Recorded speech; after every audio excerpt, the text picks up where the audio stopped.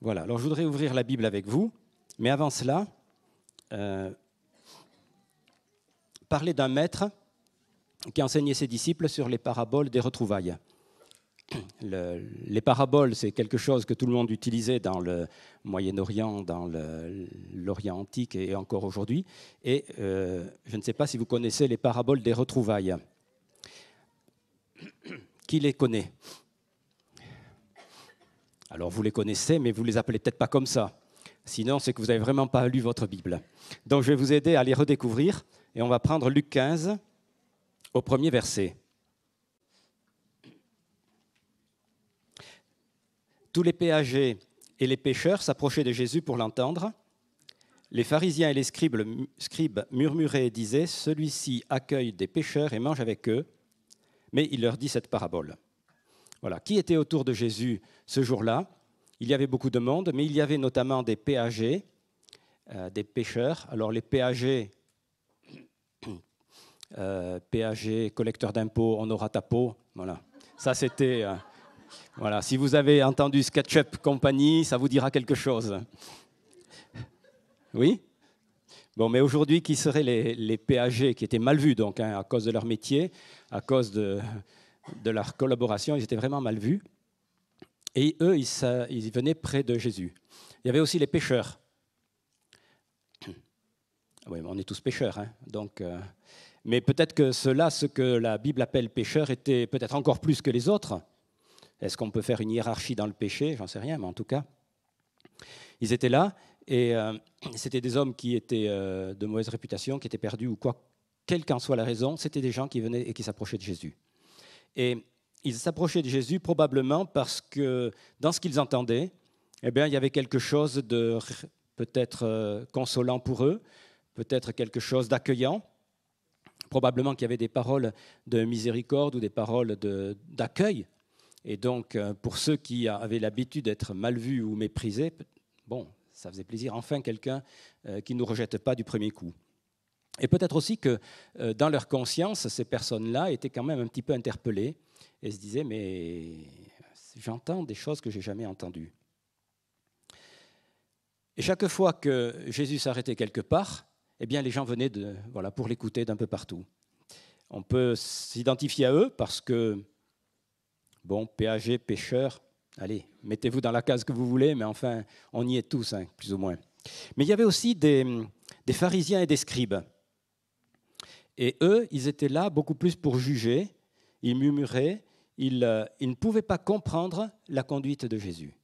Comment Jésus, qui se qualifiait de rabbi, de maître, de rabbin, quoi, aujourd'hui on dirait, comment il pouvait fréquenter ces gens-là et s'apitoyer sur leur sort? Les pharisiens, eux, au moins, ils détenaient la justice, la vérité, la morale, enfin voilà. Et donc, les mépris des pharisiens, c'était à la fois un refus de l'enseignement de Jésus et en même temps, probablement, un jugement sur tous ces péagers et ces pécheurs. Alors, voilà, on est peut-être aussi un peu pharisiens, nous aussi, ou scribes, non? Des fois. L'orgueil, ça ne nous permet pas d'écouter, de recevoir les paroles des autres. Alors ne le prenez pas mal, mais je crois qu'on est tous un petit peu pharisiens et aussi et scribes. Et c'est dans ces contextes-là que Jésus parle de ces trois paraboles. Alors, d'abord, il y a la parabole du berger. Quel homme d'entre vous, s'il a 100 brebis et qu'il en perde une, ne laisse les 99 autres dans le désert pour aller après celle qui est perdue jusqu'à ce qu'il la trouve? Et lorsqu'il l'a trouvée, il la met avec joie sur ses épaules et de retour à la maison, il appelle chez lui ses amis et ses voisins et il dit « Réjouissez-vous avec moi, car j'ai trouvé ma brebis, celle qui était perdue. De même, je vous le dis, il y aura plus de joie dans le ciel pour un seul pécheur qui se repent que pour 99 justes qui n'ont pas besoin de repentance. » Il y a des années de cela, je ne sais pas si je vous l'ai raconté, en famille, on se promenait dans les Pyrénées, on était dans le cirque d'Anéou, donc c'est au pied du pic du Midi d'Ossau, et on voulait aller vers le refuge de Pomby. Voilà, tout le monde connaît, n'est-ce pas? Voilà, en tout cas, Pomby, certains ont entendu le nom. Et donc on grimpe, il y a une bonne heure pour arriver au col, Et puis il y a un berger, on voit un berger qui grimpe aussi, qui nous rejoint, qui nous dépasse. On a fait quand même un petit bout de chemin avec lui, en parlant avec lui. Et il nous a dit, j'ai entendu dire qu'il y a 2 brebis de l'autre côté du col, et donc je vais aller voir si ce sont les miennes. Alors vous pensez que moi j'ai tendu l'oreille, ça m'a interpellé. Et donc on a monté comme ça un moment. Bien sûr, il nous a dépassés, c'est quand même quelqu'un du métier. Et dans les montagnes, il connaît. Donc nous, on est arrivé jusqu'au col, après on est allé jusqu'au refuge, on y est rentré, et puis on est revenu tranquillement. Et sur le retour, on redescendait. Oui, tu peux mettre les photos, hein. Tu peux. Des belles photos de brebis quand même. Sur le retour, il nous a redépassés et hélas, les 2 brebis n'étaient pas à lui. Bon. En tout cas, il les avait vues, il les avait retrouvées loin là-bas. Et quand on est redescendu au fond du cirque d'Anéou, il y avait un grand enclos dans lequel il y avait 200 brebis. Non, je ne sais pas s'il y en avait 200, je les ai comptés comme ça, mais je ne sais pas s'il y en avait 200. Voilà. Mais tout de suite, je me suis dit, il y avait 2 brebis perdues, quelque part dans les montagnes. Il est allé les chercher en laissant les 200 qui étaient là. Bon, lui, il n'a pas retrouvé ses brebis, ou en tout cas, celles qu'il est allé chercher, ce n'étaient pas les siennes. Mais voilà cette parabole dont Jésus parle. Ce berger qui a 100 brebis, il est prêt à les laisser. Le berger que nous, on avait croisé, il a fait, je pense, 7 ou 8 heures de marche, aller-retour, du matin au soir, mais voilà. Qui serait prêt à faire autant de marches pour 2 moutons, en plus qui n'étaient pas à lui? Ensuite, on a la parabole de la ménagère. Quelle femme, si elle a 10 drachmes et qu'elle en perde une, n'allume une lampe, ne balaie la maison et ne cherche avec soin jusqu'à ce qu'elle la trouve? Alors, j'ai mon porte-monnaie avec mes drachmes.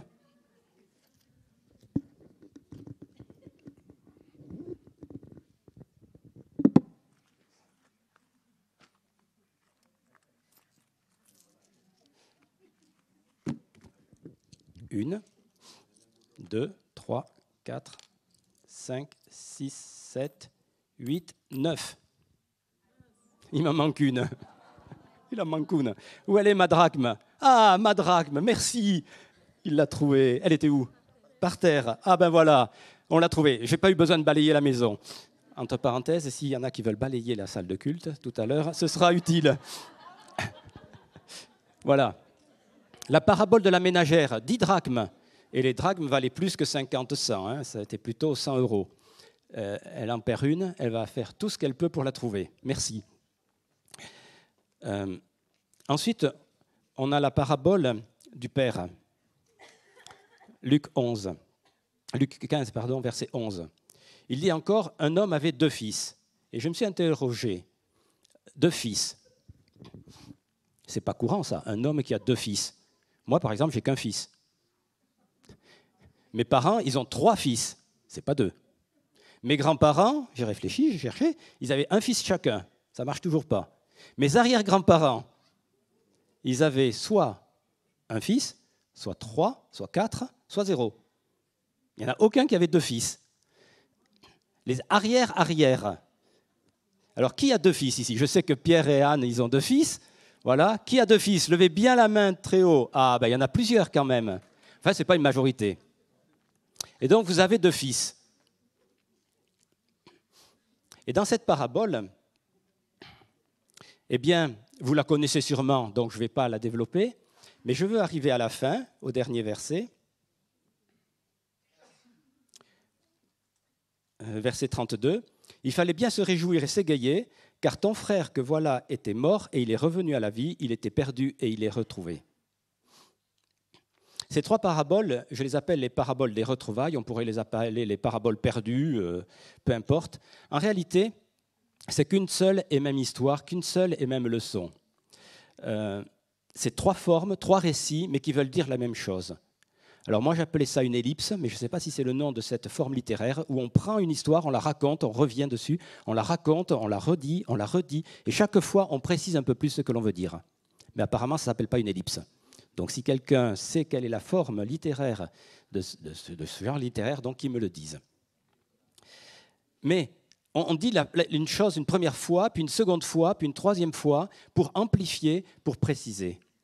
Là, j'en avais 100, mais j'en ai perdu une. J'en avais 10, mais j'en ai perdu une. J'en avais 2, mais j'en ai perdu un. C'est la même réalité que Jésus est en train de raconter, la même réalité pour bien nous faire comprendre qu'il y a quelque chose qui est perdu, mais aussi qui est retrouvé. Et il y a des récits comme ça dans la Bible qui sont sous cette forme-là. Est-ce que vous en connaissez? Alors, c'est un petit test. D'autres récits où c'est la même réalité qui est prise, rappelée sous différentes formes. Alors, Saül qui va chercher les ânes, oui, il rencontre 3 fois 3 personnes, oui, en posant les mêmes questions.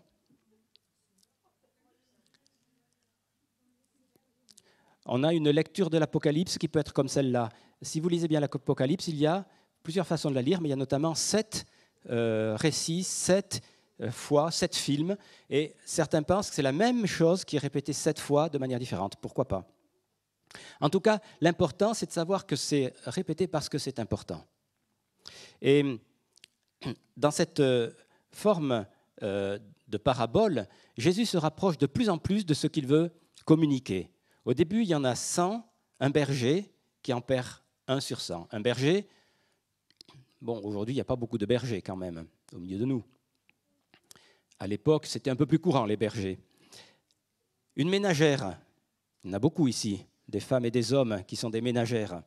Parce qu'il y a aussi des hommes qui sont des ménagères. Quand je fais la vaisselle, voilà.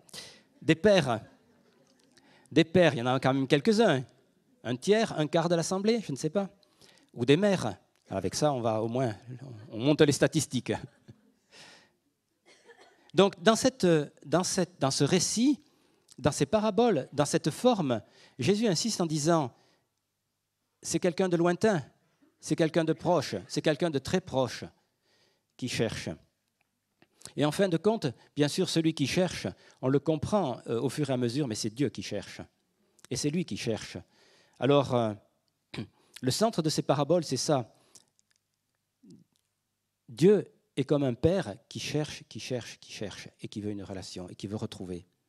Alors, le vrai sens des paraboles, c'est pour ça que je les appelle les paraboles des retrouvailles. Le vrai sens pourrait être celui-là, c'est j'en ai retrouvé 1 sur 100 et je me suis réjoui. J'en ai retrouvé 1 sur 10 et je me suis réjoui. J'en ai retrouvé 1 sur 2 et je me suis réjoui. Et le centre même, ce n'est pas ce qui était perdu, c'est ce qui est retrouvé. Et c'est ça qu'il faut bien écouter et faire attention, parce que ce que Jésus est en train de dire, c'est que l'important, ce n'était pas la perdition, c'était les retrouvailles. Et l'important dans le cœur de Jésus, c'est cela, c'est le retour, c'est la joie qu'il y a, la joie dans le ciel, la joie auprès du Père, la joie des anges, et peut-être même alors notre joie à nous aussi, la joie quand il y a un retour à Dieu. Donc, la prochaine fois où vous les lirez, lisez-les comme des paraboles des retrouvailles. Les titres que l'on a, c'est la brebis perdue. Non, c'est la brebis retrouvée. C'est ça qui est important. Quand Jésus parlait avec les Juifs, évidemment, cette notion de perdu, de retrouvé, de joie lorsqu'il y a un retour à Dieu, c'était quelque chose que les gens pouvaient avoir entendu déjà. Et en tout cas, les pharisiens et les scribes, eux, ça leur parlait clairement. Parce que eux, ils connaissaient bien le Tanakh, c'est-à-dire ce que nous on appelle l'Ancien Testament ou la Première Alliance. Eh bien, dans Ésaïe 61 au verset 11, il y avait cette phrase-là qu'ils connaissaient parce qu'ils étudiaient les textes. « Comme la terre fait éclore son germe et comme un jardin fait pousser ses semences, ainsi le Seigneur l'Éternel fera germer le salut et la louange en présence de toutes les nations. » Le Seigneur fera germer le salut et la louange en présence de toutes les nations. Le salut, le retour à Dieu, est associé à la joie, à la fête et à la louange. C'est bien ce que Jésus était en train de dire dans ces paraboles. Alors, dans ces paraboles, qui cherche? D'abord, on comprend bien que Dieu cherche, que le Père cherche. Ça, c'est le premier sens. Mais est-ce qu'on peut l'étendre un tout petit peu?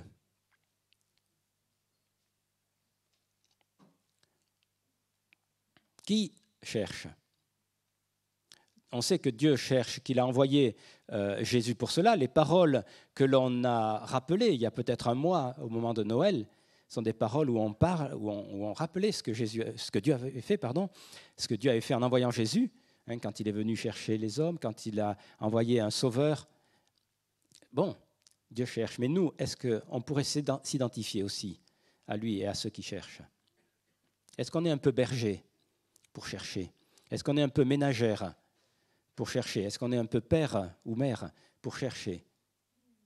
Et je crois que dans cette parabole aussi, on peut s'identifier à ceux qui sont en train de chercher. Et si on connaît l'amour de Dieu, l'amour du Père, peut-être qu'on peut aussi s'identifier à ces personnes-là. En disant, mais si j'ai 100 collègues, il y a sûrement un qu'il faut qu'il soit retrouvé. Si j'ai 10 collègues, il y en a peut-être un que je dois chercher et retrouver. S'il y a 2 collègues simplement, ou 2 voisins, ou 10 voisins, c'est peut-être important aussi de les chercher jusqu'à ce que je les trouve. Et dans ces paraboles des retrouvailles, je crois qu'on peut s'interpeller nous-mêmes ou s'identifier nous-mêmes à ceux qui cherchent et qui trouvent. Et c'est ça qui est important. On cherche, Dieu cherche les gens, mais il les trouve aussi. Alors bien sûr, si on cherche des gens, pour les amener à Dieu, bien, il faut aussi qu'il y ait des réponses, évidemment. Dieu cherche, mais si personne ne répond, il n'y a pas de ces retrouvailles, il n'y a pas ce retour. Et est-ce que c'est suffisant que Dieu cherche les gens? Et je réponds non. Est-ce que c'est suffisant que Dieu ait envie que tous les hommes soient sauvés, et pour cela il a donné Jésus? Je dis non, ce n'est pas suffisant. S'il n'y a pas de réponse, je crois que la grande majorité d'entre nous, on a déjà répondu oui au Seigneur, et si ce n'est pas le cas, eh bien, la porte est toujours ouverte. Mais il faut une réponse. Et Jésus est assez direct quand il en parle.